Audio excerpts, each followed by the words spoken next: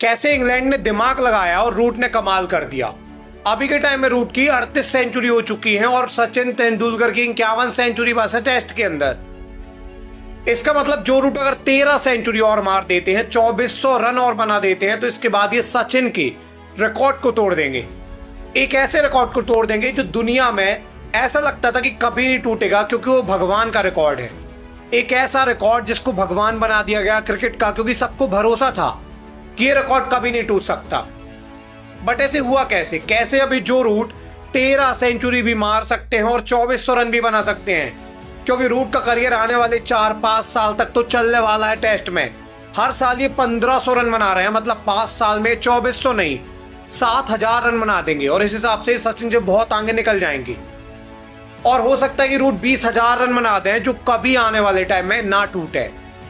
But ऐसे कैसे हुआ कि एकदम से रूट जो 2020 तक 17 सेंचुरी मारे हुए थे, जो फैब 4 में सबसे आखिरी में थे, वो एकदम से फैब 4 में नंबर 1 में आ खड़े हुए।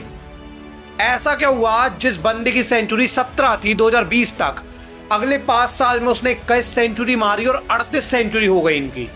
ऐसा एग्जैक्टली क्या हुआ है जिसके चलते रूट अभी सारे रिकॉर्ड तोड़ने वाले हैं और पिछले 5 साल से इनके रन इतने ज्यादा बढ़ गए हैं? देखिए एक्चुअली बात क्या है, सारी चीजों के पीछे पूरी साजिश इंग्लैंड की है। आज से 5 साल पहले की बात है, 2020 का समय चल रहा था। इंग्लैंड के काफी पुराने खिलाड़ी माइकल बॉर्न ने बोला कि जितने भी रिकॉर्ड हैं, जितने भी बैट्समैनों के रिकॉर्ड हैं, चाहे वो ओडीआई में हो, चाहे T20I में हो, चाहे टेस्ट में हो, वो सारे रिकॉर्ड इंडियन टीम के पास हैं।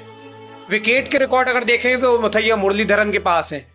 तो इन्होंने बोला कि जितने भी रिकॉर्ड आप उठा लें पूरी दुनिया से, किसी भी रिकॉर्ड के ऊपर नंबर 1 में नाम कोई भी इंग्लैंड के खिलाड़ी का नहीं है। इन्होंने बोला इंग्लैंड का खिलाड़ी कहीं नंबर 1 आ ही नहीं पाता। ये क्या चल रहा है यार?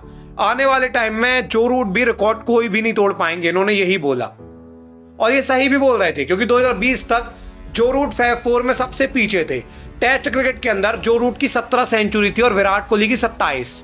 इस समय तक ऐसा था कि सब कहा करते थे कि विराट कोहली आने वाले टाइम में सचिन का रिकॉर्ड तोड़ देंगे, चाहे वो ओडीआई में हो चाहे टेस्ट में, क्योंकि विराट ने 27 सेंचुरी तो 2020 तक ही मार दी थी। अब सबको लग रहा था कि 2020 में जब विराट कोहली की एज 31 है, तब इनकी 27 टेस्ट सेंचुरियां, अभी ये आने वाले अगर 7 साल भी खेलेंगे तो हर साल विराट उस समय 5 टेस्ट सेंचुरी मारते थे। मतलब विराट 30 सेंचुरी भी और मारते तो इस सचिन का रिकॉर्ड इजीली तोड़ देते और इनके रन का भी रिकॉर्ड तोड़ देते। तो 2020 तक सबको लग रहा था कि विराट कोहली सचिन का रिकॉर्ड तोड़ने वाले हैं आने वाले टाइम में, क्योंकि विराट वैसा खेल भी रहे थे। और माइकल बॉर्न यही कह रहे थे कि भाई आने वाले टाइम में भी रिकॉर्ड जो रहेंगे वो इंडियन टीम के खिलाड़ियों के ही रहेंगे। इन्होंने बोला पूरी दुनिया के आप कोई भी रिकॉर्ड उठाएंगे तो वो इंडियन टीम के ही है, और अगर आने वाले टाइम में भी इंडियन टीम के रिकॉर्ड रहेंगे तो कभी भी इंग्लैंड के कोई भी खिलाड़ी का रिकॉर्ड कभी नहीं बन पाएगा। मतलब इंग्लैंड के कोई भी खिलाड़ी कोई रिकॉर्ड ही नहीं बना पा रहे। ये क्या है भाई? और इनके इस स्टेटमेंट के बाद कुछ समय बाद इंग्लैंड की टीम के हेड कोच कौन बनते हैं? हेड कोच इनके बनते हैं ब्रेंडन मैककलम। और ब्रेंडन मैककलम ने पता है क्या बोला कि अब मैच हम ड्रॉ नहीं कराएंगे, अब हम क्या करेंगे कि मैच जो है रिजल्ट आएगा मैच का, हम बैट बॉल खेलेंगे और बहुत तेज खेलेंगे। इन्होंने ये तो बोला। इसके बाद सबको लगा जो रूट के नंबर और गिरेंगे, बट इनके नंबर इंक्रीज हुए। पता है क्यों? क्योंकि इन्होंने ये भी बोला कि अब पूरी पिच जो होंगी वो बैटिंग की होंगी। आज से 5-6 साल पहले अगर इंडिया इंग्लैंड जाती थी तो यहाँ पे 246 रन 270 रन में इंडिया ऑल आउट हो जाती थी हमेशा, और इंग्लैंड भी इतने रन बना पाती थी, क्योंकि यहाँ पे पूरी पिच जो थी ये पूरी की पूरी पिच बॉलिंग की बनाई जाती थी। बट 2020 के बाद ये पूरी पिच जो है वो बैटिंग की बनाई जाने लगी, क्योंकि ब्रेंडन मैककलम के हिसाब से इंग्लैंड की टीम आएगी, बहुत तेज बैटिंग करेगी, बहुत रन बना देगी और इसके बाद सामने वाली टीम को 2 बार ऑल आउट करेगी। तो इन्होंने पूरी पिच जो है वो बैटिंग की बनवा दी। और जब माइकल बॉर्न ने बोला कि कोई रिकॉर्ड नहीं है इंग्लैंड की टीम के, उसी टाइम पे ब्रेंडन मैककलम आए। इन्होंने पिच बनवानी शुरू की पूरी सपाट, जहां पे बैटिंग हो सकती है, और उसके बाद रूट ने डोमिनेट करना शुरू किया।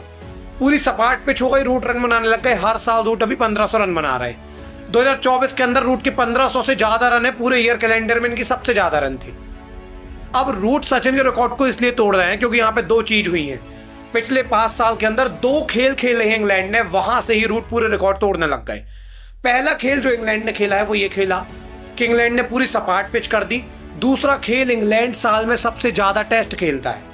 अभी पिछले साल आप देखोगे तो इंडिया ने 12 टेस्ट खेले हैं। इतने ही टेस्ट पूरी दुनिया में सबने खेले हैं, चाहे वो ऑस्ट्रेलिया हो, साउथ अफ्रीका हो, पाकिस्तान हो, कोई भी हो।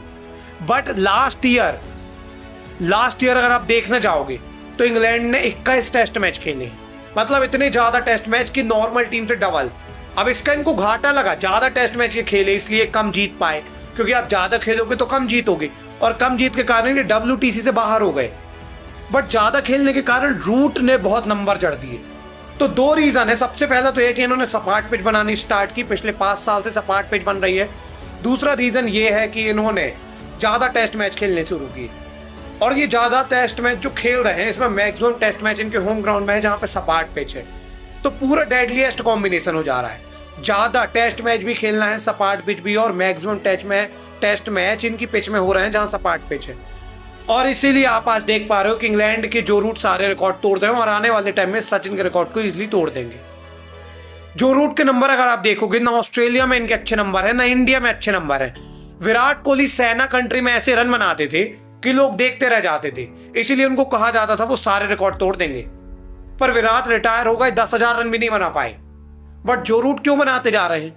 इसीलिए बनाते जा रहे हैं जो रूट, क्योंकि जो रूट को सपाट पिच मिल रही है।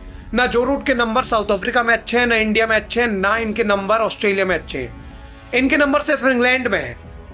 जो रूट का ओवरऑल एवरेज 50 का है, और इंग्लैंड के अंदर इनका एवरेज 70 है।